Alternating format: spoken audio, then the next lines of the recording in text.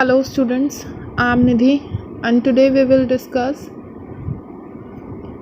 our lesson Footprint Without Feet from class 10th from the book Footprint Without Feet. In our previous video we have discussed about this lesson, and in this video we will do our remaining portion of our lesson and its line by line explanation. So without any wastage of time, let's start our lesson. Eager to get away from crowded London, he took a train to the village of Iping, where he booked 2 rooms at the local inn. अब भीड़ भाड़ वाले London से बचने के लिए वो काफ़ी ज़्यादा उत्सुक था, तो उसने आइपिंग गांव की एक गाड़ी पकड़ी जहां पर उसने 2 रूम जो हैं वो पहले से ही, इन का मतलब होता है सराय, तो एक छोटा सा, एक हम यूँ कह सकते हैं बहुत छोटे टाइप का होटल, वहाँ पर जो है सराय में उसने 2 कमरे पहले से ही बुक कर लिए थे. The arrival of a stranger at an inn in winter was in any case an unusual event. A stranger of such uncommon appearances set all tongues wagging. Mrs. Hall, the landlord's wife, made every effort to be friendly, but Griffin had no desire to talk and told her, "My reason for coming to Iping is a desire for solitude. I don't wish to be disturbed in my work. Besides, an accident has affected my face." तो सर्दियों में सराय में एक आना, बड़ा ही अजनबी का आना, बहुत एक अनयूजुअल सा इवेंट था. सब लोग असाधारण, जो उसका अपीयरेंस हो रखी थी उस अजनबी की आने की, जो वो आया था यानी ग्रिफिन जो आया था अजीब सी वेशभूषा में, उसकी चर्चा करने लगे. और सराय की मालकिन, जो लैंडलॉर्ड की वाइफ जो थी, उसका नाम था मिसेस हॉल, और उसने काफ़ी फ्रेंडली होने की उनसे कोशिश करी, लेकिन ग्रिफिन जो है वो तो बात ही करना उनसे नहीं चाहता था. और उसने कहा था कि मेरे आइपिंग में आने का उद्देश्य सिर्फ एक सॉलिट्यूड यानी एकांत में रहने का है. मैं चाहता हूँ कि कोई भी मेरे काम में तंग ना करे. और इसके अलावा एक दुर्घटना हुई थी, एक एक्सीडेंट हुआ था जिसके कारण मेरा चेहरा जो है वो बिगड़ गया है. Shortly after a curious episode occurred. अब ये क्यूरियस एपिसोड जो है ये आपको ध्यान रखना है, क्योंकि इस पर बहुत बार बोर्ड में क्वेश्चन पूछ लिया जाता है. तो अब एक अजीब सा ही क्यूरियस एपिसोड वहाँ पर हुआ. Very early in the morning a clergy man, जो एक असाधारण सी घटना जो हुई वो क्या हुई कि बहुत ज़्यादा अर्ली मॉर्निंग में क्लर्जी मैन और his wife were awakened by the noises in the study. वो दोनों के दोनों, क्लर्जी मैन यानी पादरी और वो उसकी वाइफ, दोनों के दोनों उठ गए कुछ नॉइजेस के कारण जो स्टडी रूम में हो रही थी. Creeping downstair they hear the chinks of money being taken from the clergy's man desk. तो उसने चिंक्स ऑफ मनी यानी पैसों की खनकार सुनी जो नीचे से आ रही थी क्लर्जी मैन के डेस्क में से. Without making any noise, with a poker grasps firmly in his hand, the clergyman flung open the door, surrender. तो उसने एकदम से क्या किया कि भाई उसने बताया कि भाई बिना कोई आवाज़ किए हुए उसने उसको पकड़ने की कोशिश करी, और उसने एकदम से क्लर्जी मैन ने जो है वो डोर को ओपन किया जहाँ पर उसका डेस्क बोर्ड यानी रिसेप्शन का जहाँ पर जगह थी. सरेंडर, अपने आप को समर्पित कर दो.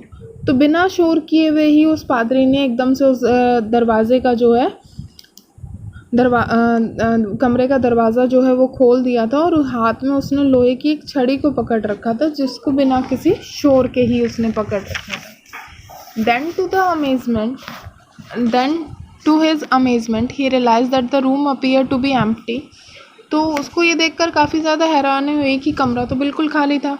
He and his wife looked under the desk behind the curtains. उन्होंने मेज़ के नीचे, उसकी पत्नी ने और उसने पर्दों के पीछे, यहाँ तक कि कहाँ पर, इवन अप द चिमनी में भी देखा. There wasn't a sign of anybody. वहाँ पर किसी का होने का कोई साइन था ही नहीं. Yet the desk had been opened. The housekeeping money was missing. लेकिन डेस्क फिर भी खोला गया था और घर के खर्चे के पैसे जो है वो गायब थे. But it was extra ordinary affair, असाधारण सी बात थी. The clergyman kept saying for the rest of the day. पूरा दिन वो यही कहता रहा, सारा दिन। But it was not an extraordinary as the behavior of Mrs. Hall furniture a little later that morning। लेकिन इतनी असाधारण बात नहीं थी जितनी कि उस सुबह थोड़ी देर बाद जो मिसेस हॉल थी उसके कमरे के फर्नीचर की जो सिचुएशन मिली थी वो हुई थी। The landlord and his wife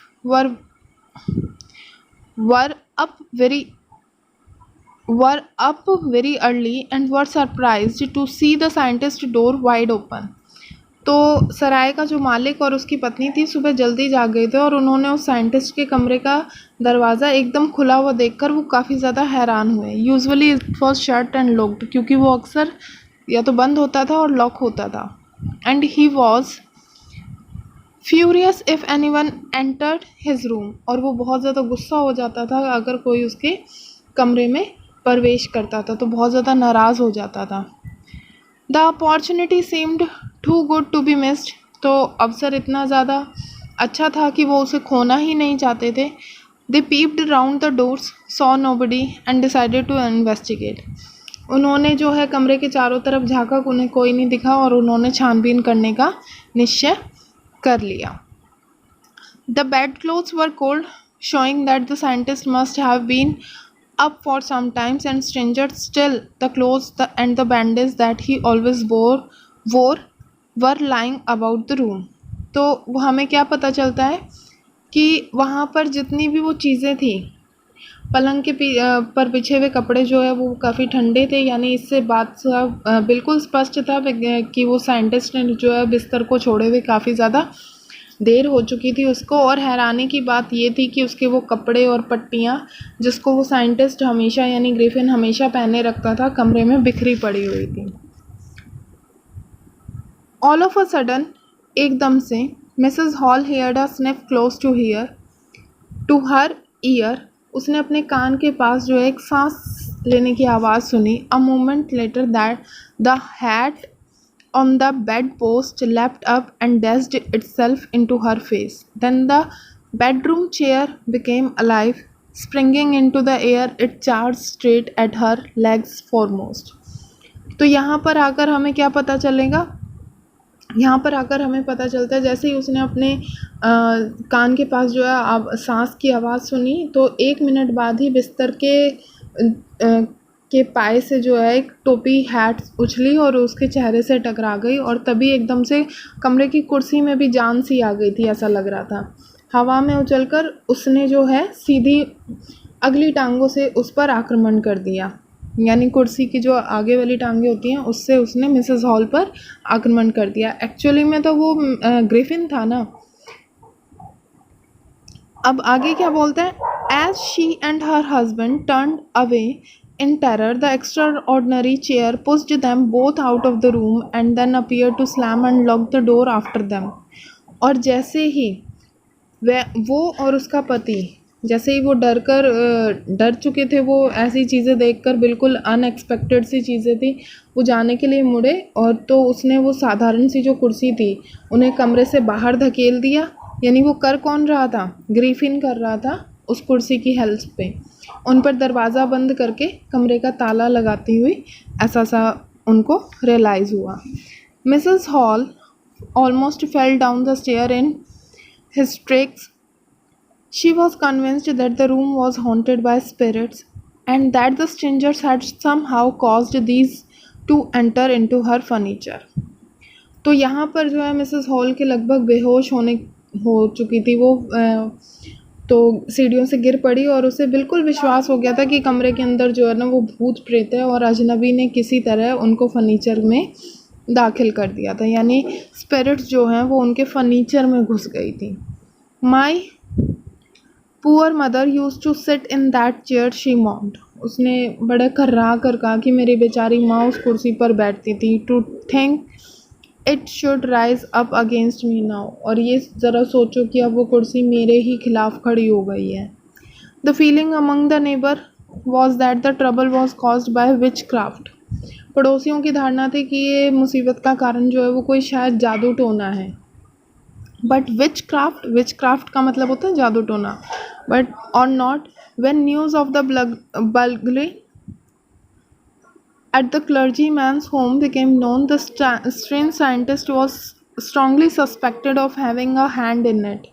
तो स्ट्रेंज साइंटिस्ट का जो बहुत ज़्यादा शक था लोगों का कि इसी का ज़रूर कोई ना कोई हाथ है, जैसे ही उनको क्लर्जी मैन के घर पे, उस पादरी के घर पे चोरी की खबर सुनने को मिली.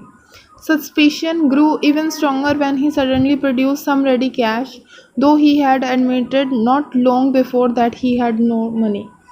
हालांकि उनको क्योंकि ये पक्का संदेह, जब उन्हें ये जो उनका शक था ये और भी पक्का तब हो गया क्योंकि कुछ समय पहले ही ग्रिफिन ने ये बोला था कि उसके पास और ज़्यादा नकद पैसे जो हैं नहीं हैं. तो उनको ये पता चल चुका था क्योंकि पहले ही उसने एडमिट कर लिया था कि उसके पास और ज़्यादा कैश जो है वो नहीं है. तो इस बात ने उनका शक जो है वो बिल्कुल यकीन में बदल दिया था. The village constable was secretly sent for. उसके लिए एक विलेज का जो एक सिपाही था उसको भेजा गया था पूछताछ करने के लिए. सिपाही को गुप्त रूप से बुलवा रखा था. अब यहाँ पर क्या होता है, instead of waiting for the constable Mrs Hall went to the scientist who had somehow mysteriously appeared from his empty bedroom. तो वो मिसेस हॉल ने उस सिपाही की तो प्रतीक्षा जो है वो करी नहीं, उसका वेट तो किया नहीं. मिसेस हॉल जो है वो वैज्ञानिक के पास गई जो बड़े ही मिस्टीरियस तरीके से जो है अपने बेडरूम में प्रकट हो गया था. The village I want to know what you have been doing to my chair upstairs. मैं तुमसे सिर्फ ये जानना चाहती हूँ, उस मिसेस हॉल ने पूछा कि तुम मेरी इस कुर्सी के साथ क्या करते रहते हो. And I want to know how it is you came out of an empty room and how you entered a locked room. तो तुम एक तालाबंद कमरे में कैसे आ गए और तुमने खाली कमरे में से तुम कैसे प्रकट हो गए. तो मुझे ये दोनों बातों का आंसर चाहिए. मिसेस हॉल ने उस पुलिसमैन की तो वेट करी नहीं और उससे डायरेक्ट पूछने के लिए पहुंच गई. The scientist was always quick tempered and now he became furious. वो जो साइंटिस्ट था यानी ग्रिफिन जो था उसको बहुत ही जल्दी से क्रोध आ जाता था और इस टाइम तो वो लाल पीला हो गया था. यू डोंट अंडरस्टैंड हु और वॉट आई एम. आप नहीं जानती कि मैं कौन हूँ और क्या हूँ. ही शाउटेड, वो चिल्लाया. Very well I will show you. ठीक है, मैं तुम्हें पता लगाऊंगा, मैं दिखाता हूँ तुम्हें. सडनली, अचानक से, he threw off bandages, whiskers, spectacles and even nose. उसने एकदम से अचानक से अपनी पट्टियाँ, मूछे, चश्मा और जो वो नकली सी नोज़ जो लगा रखी थी ना, उसने फॉल्स नोज़ जो थी वो उसने फेंक दी. It took him only a minute to do this. उसको सिर्फ ऐसा करने में ही एक ही मिनट लगा. The horrified people in the bar found themselves staring at a headless man. तो सारे के सारे लोग जो हैं वहाँ पर बिल्कुल होटल में जितने भी इनमें उसमें थे प्रेजेंट थे वहाँ पर वो सारे डर चुके थे कि बिना सिर के आदमी को एकदम वो आंखें फाड़ फाड़ कर देख रहे थे. मिस्टर जैफर, अब ये पुलिस का जो पुलिसमैन जो आना था उसका नाम है. नाउ अराइव्ड, वो अब आ चुका था. And was quite surprised to find that he had to arrest a man without a head. और ये जानकर काफ़ी ज़्यादा हैरान हुआ कि उसको यहाँ पर एक ऐसे आदमी को अरेस्ट करने के लिए बुलाया है जिसका सर ही नहीं है. But Jaffers was not easily prevented from doing his duty. If a magistrate's warrant ordered a person arrested, then that person had to be arrested with or without his head. तो जो Jeffers था वो अपने duty को निभाने के लिए इतनी आसानी से अपने आप को रोका नहीं जा सकता था. तो अगर एक मजिस्ट्रेट ने एक व्यक्ति को पकड़ने का वारंट दे दिया है तो उस व्यक्ति को पकड़ना ही है, चाहे वो सिर वाला हो चाहे वो ना बिना सिर वाला हो. यानी वो अपनी ड्यूटी के लिए काफ़ी ज़्यादा लॉयल था. There followed a remarkable scene as the policeman tried to get hold of a man who was becoming more and more invisible as threw off one garment after another.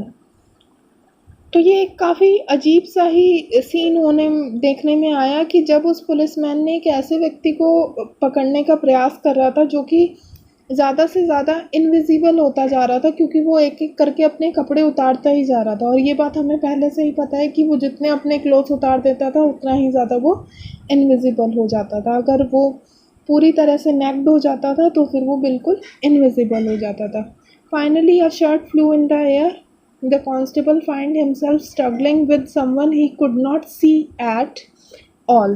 तो finally जब उसने अपने एक एक करके जो वो कपड़े उतार रहा था, तो लास्ट में उसने एक कमीज़ जो पहन रखी थी वो हवा में उड़ी, और सिपाही ने पाया कि वो एक ऐसे इंसान को पकड़ने की कोशिश कर रहा है जिसे वो बिल्कुल भी देख ही नहीं सकता।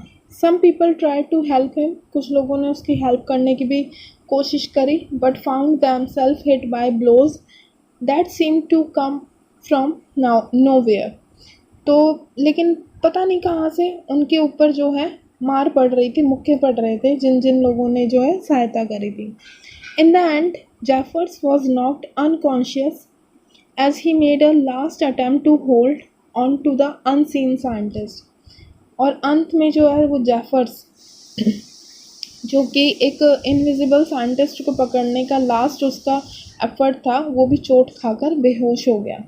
There were nervous excited cries of hold him, उसे पकड़ो, लोग घबरा कर चिल्ला कर बोल रहे थे, मगर ये इतना ज़्यादा आसान नहीं था। ग्रिफिन ने अब क्या किया है, but this was easier said that done. Griffin had shaken himself free and no one knew where to lay hands on him. और ग्रिफिन ने अपने आप को उनकी पकड़ से जो है आज़ाद करवा लिया था, और अब कोई नहीं जानता था कि उसको कैसे पकड़ा जाए। तो अब हम इसके जो है क्वेश्चंस को देखेंगे, जो कि रीड एंड फाइंड आउट में हमें सबसे पहले मिले थे।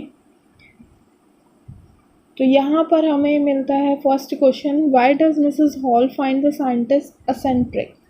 उसको ऐसा क्यों लगा कि ये सनकी सा है, क्योंकि एक तो ग्रिफिन जो है came to Iping in winter, his coming at that time was very strange, his although moreover his appearances and habits were also strange. Mrs. Hall tried to be very friendly with him, but he got angry whenever she wants to talk to him.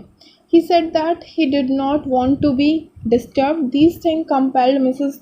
Hall to think that he was an eccentric person. What curious episode occurred in the study? ऐसा जैसा कि हमने पहले भी पढ़ा था कि वो क्यूरियस एपिसोड जो है वो काफ़ी बार एग्ज़ाम में पूछ लिया जाता है। तो उसका आंसर क्या होगा, जो हमारी वो क्लर्जी मैन वाली जो स्टोरी इसमें आई थी कि one day early in the morning the clergy man and his wife heard a noise in their study room. When they went downstairs, they heard the chinks of money. Someone was stealing money from the decks. तो ये वाला सारा का सारा episode आपको जो है इसमें लिखना है। What other extraordinary things happened at the inn? और इनमें सबसे ज़्यादा एक्स्ट्राऑर्डिनरी जो थिंग्स थी वो क्या हो रही थी। पहले तो Mrs Hall had a sniff close to her ears, उसके कानों के पास जो आवाज़ आई थी उसको सांस लेने की, वो काफ़ी स्ट्रेंज थी, जबकि उसको कोई भी नज़र ही नहीं आ रहा था। Secondly, that the hat leapt up and struck her face. Thirdly, the bedroom chair sprung into the air and attacked her. These were the three extraordinary things that had happened in the inn. तो हमें ये सारी चीज़ें जो हैं lessons के अंदर से ही मिल जाएंगी। Thank you for watching the video. I hope you got the meaning of the lesson and the questions too. Thanks.